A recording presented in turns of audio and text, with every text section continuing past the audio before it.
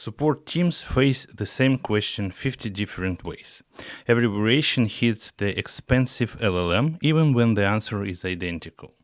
A customer asks refund policy and we generate a response. 5 minutes later, someone else asks how do I get a refund and we generate again. Same answer, double the cost. Today we fix that with a two-tier catch in Redis. The first tier checks for the exact text match using a hash lookup instant, Thero API calls. The second tier uses embedding similarity to catch semantically equivalent phrasing, so refund policy and what is your refund policy both hit the catch. We partition every catch entry by user role, so admin answers never leak to support staff, and in demo you will see 3 identical questions produce 3 different catch outcomes, all visible in custom HTTP headers. By the end of this episode we will cut LLM costs by 70% while keeping answer fresh and secure. Watch the catch work in a production HTTP flow before we open the code. First request, refund policy. The response headers show catch miss because this is the first time we have seen this question. Latency is 1.8 seconds, the full pipeline run. Tokens saved in 0. Second request, identical query. Now catch hit. Catch type is exact. Latency dropped to 8 milliseconds. We saved 800 tokens by skipping the LLM entirely. First request, what is your refund policy? Different phrasing but same intent. The cache again hit, cache type is semantic, the embedding similarity score exceeded our threshold, so we returned the cached answer. Latency is 140 milliseconds because we called the embedding API, but what is still 500 times cheaper than running the full generation. Now run the test suite. Every check passes: exact hash lookup, semantic cosine similarity, FIFO eviction to prevent memory bloat, and role partitioning so admin answer stays isolated from support queries. The catch is working. Let us build it. We start an API config pipe. 3 new settings control the catch. Catch TTL seconds defaults to 3600, which is 1 hour. This is our passive invalidation strategy. If the underlying source documents change, cached answers expire naturally without requiring webhook triggers or manual flushes. Semantic catch threshold is set to 0.92. This balances false positives and hit rate. Set it too low and you return the wrong answer for the fundamentally different question. Set it too high and the semantic layer becomes useless because nothing ever matches semantic catch max entire caps with semantic index at 1000 case. This keeps our pure Python linear scan acceptable. Production systems are scale use ready stuck with the HNCW indexes: hierarchical, navigable, small world. A graph-based algorithm for fast approximate nearest neighbor search. But our limit here avoids the CPU bottleneck of iterating over tens of thousands of embedding in Python. Now open catch exact.py. The exact catch uses Redis strings for instant lookups. The exact k function builds the catch k by concatenating the user role and the query separated by double colons. We stripped whitespace and lowercase both to normalize variations. Then we hash the payload with SHA 256, which is secure hash algorithm 256-bit, a cryptographic function that outputs a fixed length string. GetExact function calls Redis get on that k. If the k exists, we deserialize the JSON into an ask response object and return it. If not, we return none. Set exact functions write the response as JSON with the TTL of 3600 seconds. This is an all-one operation, constant time, Thero API calls, sub 10 milliseconds latency. Next, catch semantic.py. The semantic catches uses the Redis list to store UUIDs. Each UUID points to a key holding JSON with 3 fields: the embedding vector, the cached response, and the user role. GetSemantic function pulls all UUIDs from the list using iRange with a range of 0 to -1, which means the entire list. For each UUID, we fetch the JSON payload. If the key is missing, maybe it expired or was manually deleted. We remove that UUID from the index to keep it clean. When we filter by row, if the cached entry was generated for a different permission level, we skip it.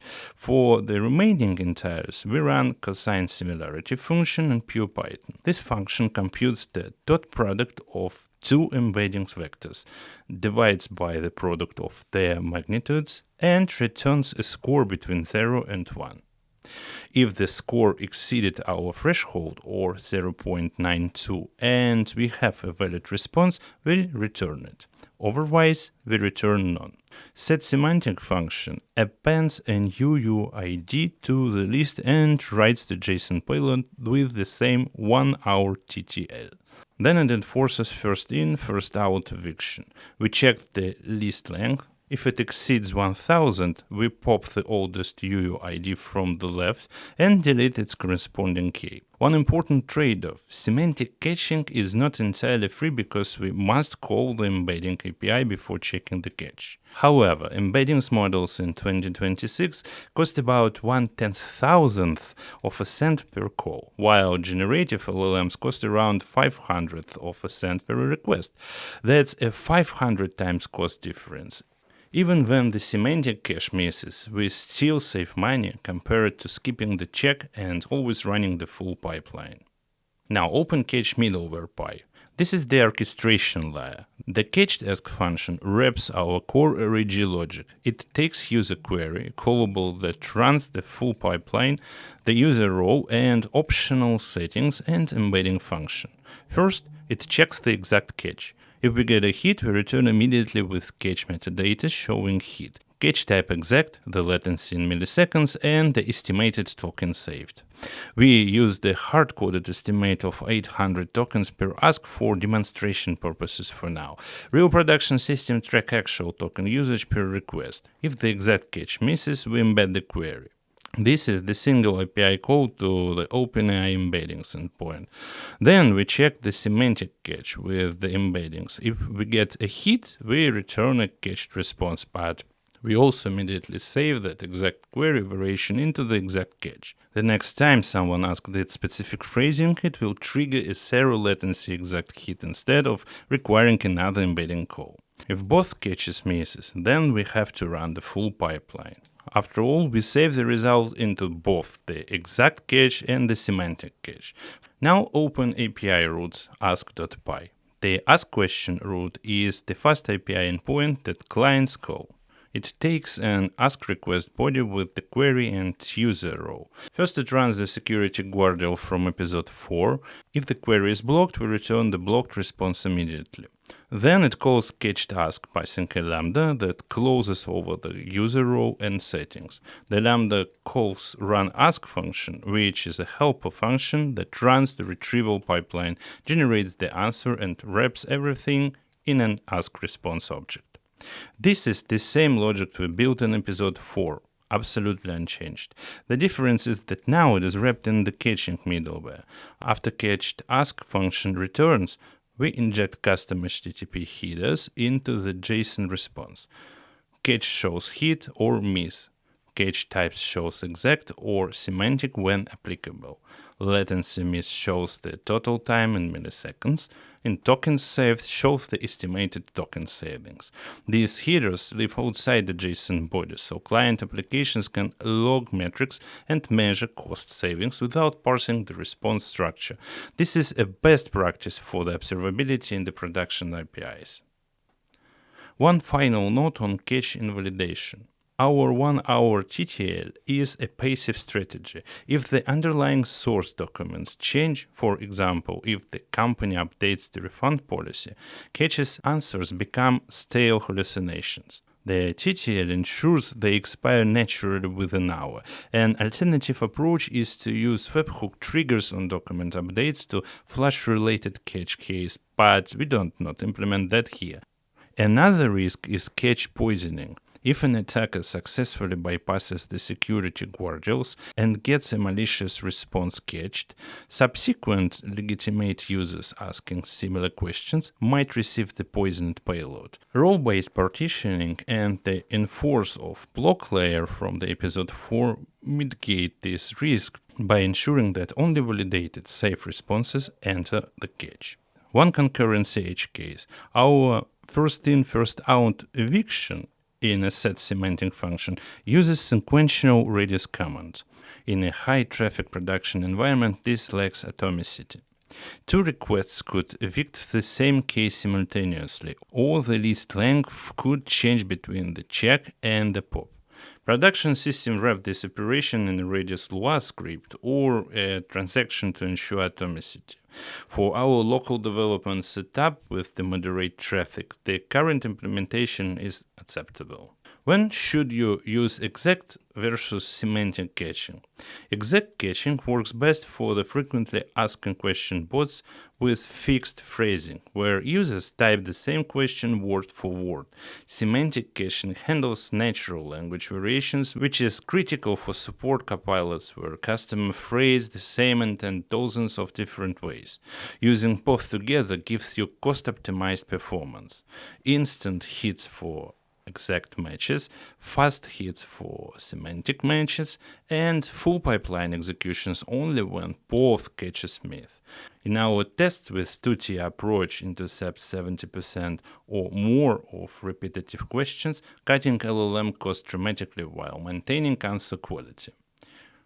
Two-tier caching intercepts repetitive questions before they burn tokens. Exact cache gives you instant hash lookups with zero API calls. Semantic cache uses embedding similarity to cache phrasing variations 500 times cheaper than running the full LLM.